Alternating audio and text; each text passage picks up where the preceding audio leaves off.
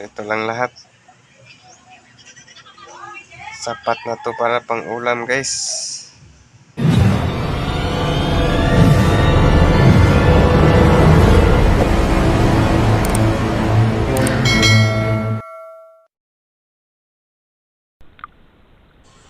Magandang umaga po sa inyong lahat, mga idol.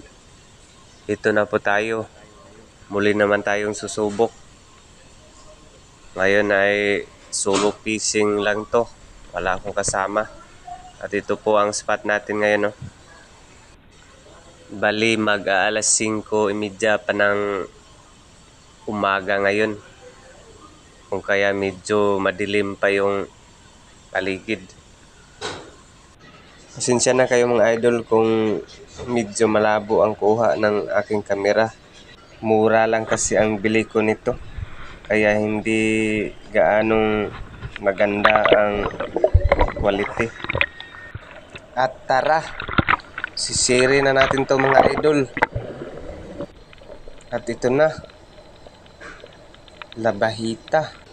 Unang huli natin, no? Labahita mga idol. Good size to na labahita mga idol. At ito, pangalawang huli natin to, labahita na naman mga idol. At ito pa, oh, banak. At ito na nga lahat yung huli natin mga idol, oh. Labahita, bali 3 labahita at may banak pa. Good size tong mga labahita.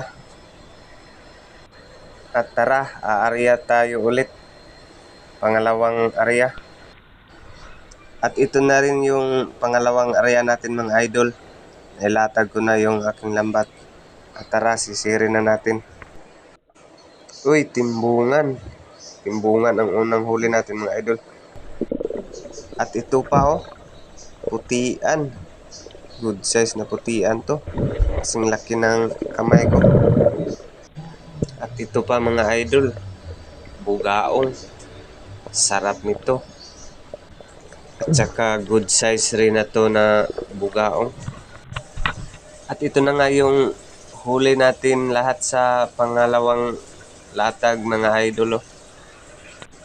At tatanggalin ko lang muna to. At ito na nga, oh. Good size na bugaong to. At saka biron pang mga putian.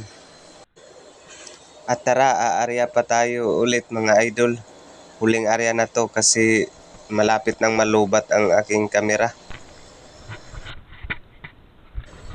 At ito na nga yung ating huling area mga idol. Bali, tinali ko na yung aking lambat kasi huling area na to, pauwi na rin ako. At ito yung mga nahuhuli ko sa ating huling area, oh. Timbungan. 2 timbungan. Tsaka malalaki pa. Swerte natin. Masarap na isda to. Mapatinula o paksiw man kaya o di kaya gawing kinilaw. Masarap din to. So ito na nga yung huli natin lahat mga idol, oh. At update na lang dun sa pagdating sa bahay kasi uwi na ako. Mainit na, oh. Mag-alas 10 na ng umaga. Tara, sulit na sulit ang ating huli mga idol. Sapat na sapat to para pang ulam natin. Kahit pa isa-isa o 2 o 3 ang ating huli kada area, pero nakakaipon pa rin tayo mga idol. At tara, uwi na tayo mga idol. Let's go. Ito na po lahat ang huli natin, oh. Ito yung nahuli natin sa ating solo fishing.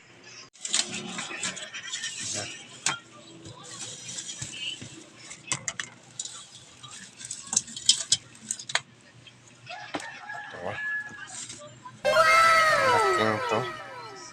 Bugaong ang tawag sa amin ito. Tsaka mayroon mga labahita.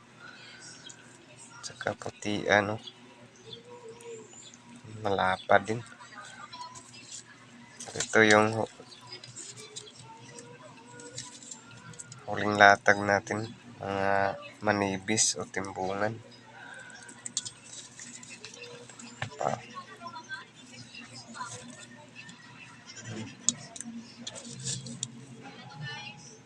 Mga isaw.